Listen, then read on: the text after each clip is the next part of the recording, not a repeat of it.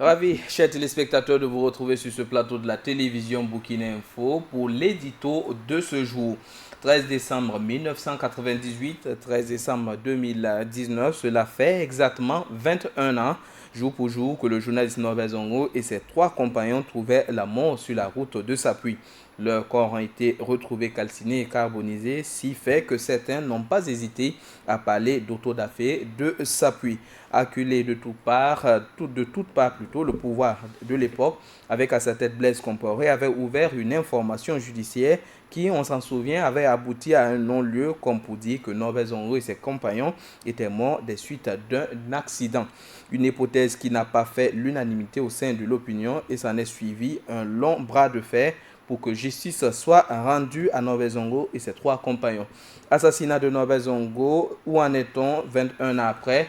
C'est autour de ce thème que nous abordons l'édito de ce jour, et ce avec Ismaël Ouedraogo.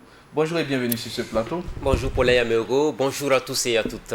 Alors, il aura fallu l'avènement de la transition politique pour que le dossier Norbert Zongo soit ouvert, une lueur d'espoir donnée aux familles des victimes, mais aussi à ceux qui ont la soif de justice pour Norbert Zongo. Oui, juste une lueur d'espoir, vous l'avez si bien dit, parce qu'il a fallu effectivement qu'il y ait l'insurrection d'octobre 2014, le coup d'État de septembre 2015, qu'on en arrive finalement à la réouverture du dossier Norbert Zongo. Vous savez qu'en 2006, un non-lieu avait été prononcé. Finalement, on avait pensé à un enterrement de première classe du dossier Norbert Zongo, chose qui n'aura pas tenu sur la durée.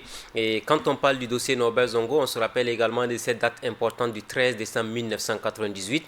La date du 13 décembre a deux symboliques majeures au Burkina Faso. La première symbolique, c'est le fait qu'un journaliste d'investigation qui s'est battu pour qu'il y ait la lumière et la vérité sur la mort de David Ouedraogo, chauffeur de François Compaoré, frère cadet de Blaise Compaoré, et finalement a été tué de la plus barbare, pour la manière la plus barbare que le Burkina ait jamais connue.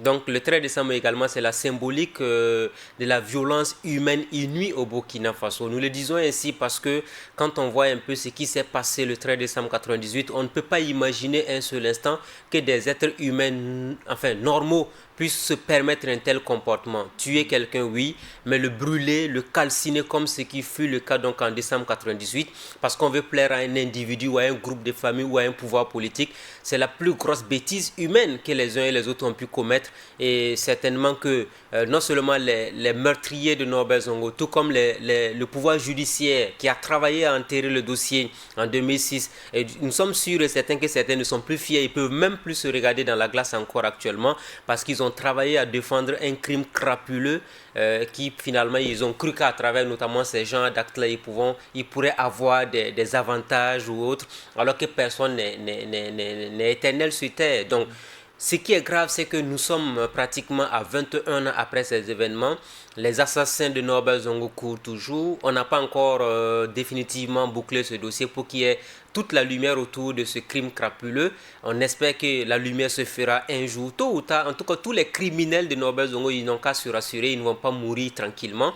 Certainement que ceux qui ont eu à exécuter cette tâche, ceux qui les ont accompagnés, ceux qui ont payé, ceux qui ont fait tout ce qu'il fallait faire pour que Norbert Zongo soit éliminé de cette manière, ils vont finir par payer le lourd tribut avant de rentrer sous terre comme lui, parce qu'ils ont envoyé d'autres avant eux, mais ils ne sont pas éternels, ils vont mourir aussi, mais peut-être la manière la plus atroce que celle qu'ils ont affligée à Norbert Zongo et à ses compagnons. Alors, quand on parle du dossier Norbert Zongo, un nom revient tout le temps, c'est bien évidemment François Compaoré, Oui.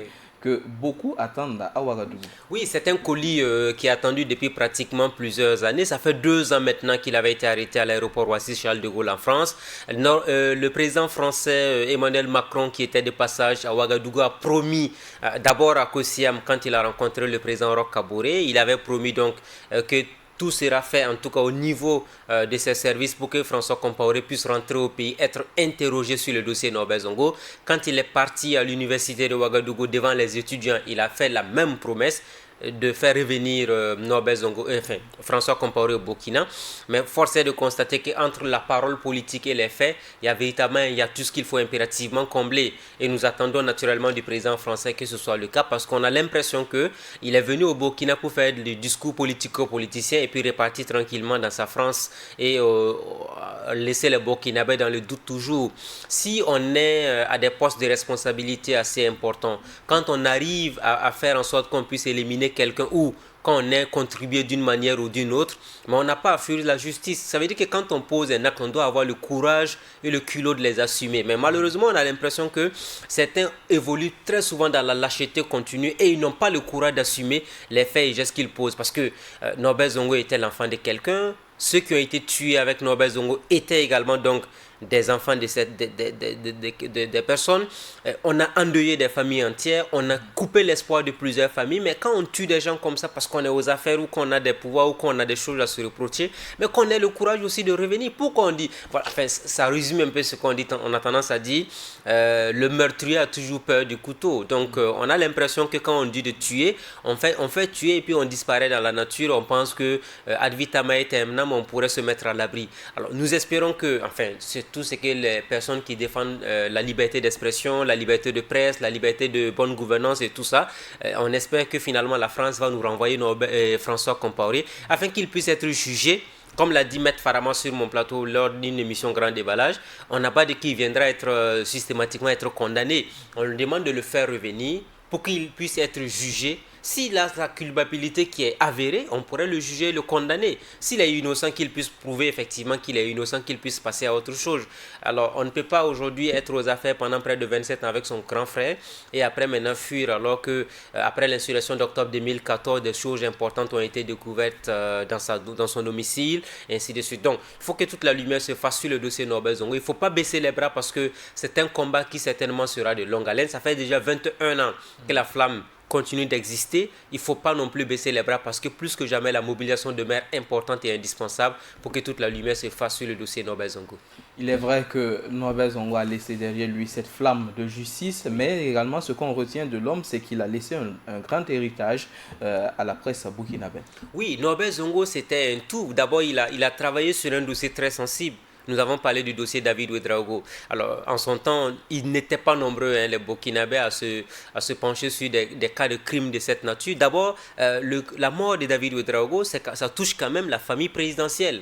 Et quand on sait ce que valait le pouvoir de Blaise Compaoré avec le régime de sécurité présidentielle, et on vous disait clairement, quand on te tue et il n'y a rien. Donc, il a fallu Norbert Zongo, qui a été menacé à plusieurs reprises, qui savait qu'il pouvait perdre sa vie, mais qui n'a jamais reculé d'un seul iota parce qu'il a cru que à travers ce combat qu'il est en train de mener là, il aura finalement donc la vérité avec lui. C'est vrai qu'il n'est plus de ce monde, il a été assassiné à 49 ans, mais les meurtriers de Norbert Zongo continuent de courir, mais ils finiront par être rattrapés par l'histoire, parce que quoi qu'on dise, on ne peut pas avoir le sommeil tranquille en ayant donné l'ordre ou encore en ayant payé des individus mal intentionnés pour qu'ils aient tué quelqu'un de cette manière et continuer, quelle que soit la fortune que vous avez emmagasinée, quels que soient les honneurs que vous avez achetés auprès des populations, quelle que soit la corruption exagérée autour de vous pour vous faire blanchir d'une manière ou d'une autre à travers le vin, le champagne et tous les plaisirs de la vie, vous n'aurez jamais la tranquillité parce que la vie humaine elle est tellement sacrée qu'on ne peut pas l'ôter de cette manière et penser être en bonne sérénité.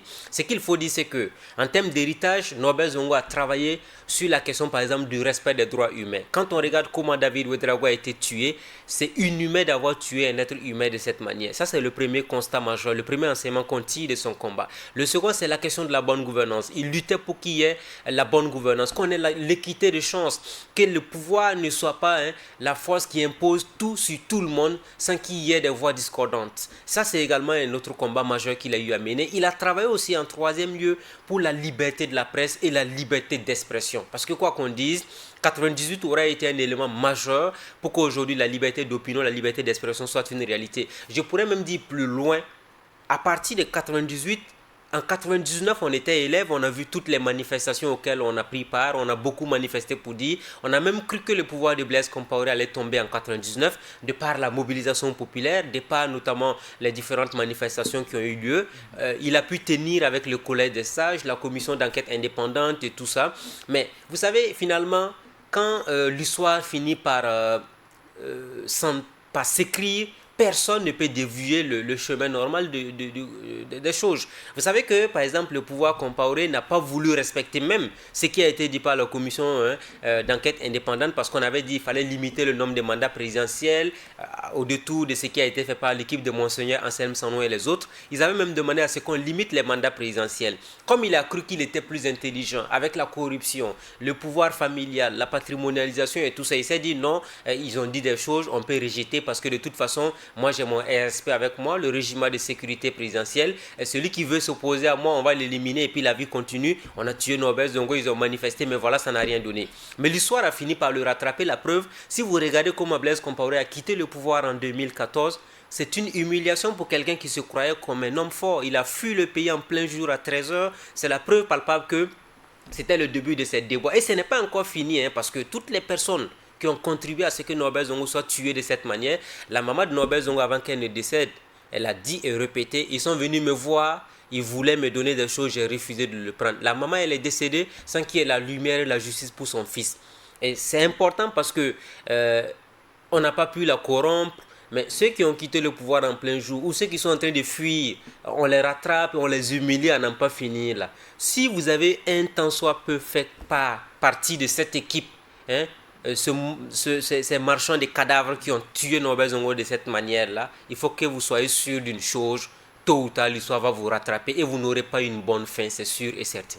Il y a un facteur clé aujourd'hui que l'on retient, c'est l'indépendance de la justice. Est-ce que cette justice-là aujourd'hui, on peut la faire confiance? Alors, il faut faire confiance en la justice. Vous savez, quoi qu'on dise, tous les magistrats ne sont pas corrompus et pourris à la fois. C'est vrai qu'il y a eu des magistrats quand même qui ont joué le mauvais rôle à un moment donné. Quand on regarde l'année 2006, qui fut une année quand même de déception du monde de la presse, quand on avait prononcé le non-lieu, cela avait déçu plus d'une personne. Mais après l'insurrection d'octobre 2014, après le coup d'État de septembre 2015, on se dit que les choses sont en train de bouger. Vous savez, la justice burkinabé traverse des moments difficiles. Il y a eu l'augmentation des salaires pour les magistrats, mais cela n'a pas réglé définitivement toutes les questions.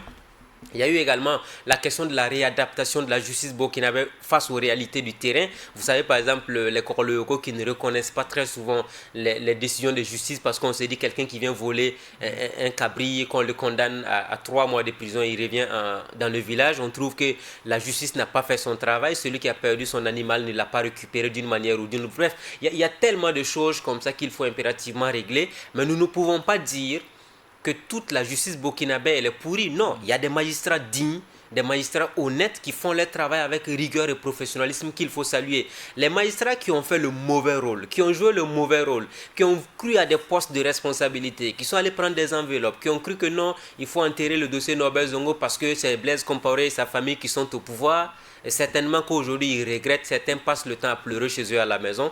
Mais c'est l'histoire qui s'écrit et c'est une belle leçon pour toutes les personnes qui doivent apprendre une chose. Aucun être humain, qu'il soit président, ministre, député, n'est éternel. S'il vous pousse à commettre des actes ignobles, ne le faites pas parce que si vous le faites, c'est vous seul qui allez être la première victime de votre mauvais comportement. Demandez à ces personnes, si vous les aimez, d'être des hommes honnêtes et dignes dans la gestion du pouvoir d'État. Ce qui s'est passé avec Norbert Zongo, on souhaite que cela ne se répète plus jamais au Burkina et cela doit servir de leçon pour tous les citoyens burkinabés sans exception. Ne suivez pas aveuglement quelqu'un pour aller tuer l'autre pour lui faire plaisir parce que tôt ou tard, c'est vous qui allez payer le lourd tribut de votre mauvais comportement dans la société. Assassinat de Norbert Zongo, où en est-on 21 ans après? C'est autour de ce thème que nous avons abordé l'édito de ce jour. Merci à vous d'être passé sur ce plateau. Et merci également à vous, chers téléspectateurs, de nous avoir suivis. C'est la fin de l'édito de ce jour et très bonne suite de programmes sur Burkina Info. Au revoir.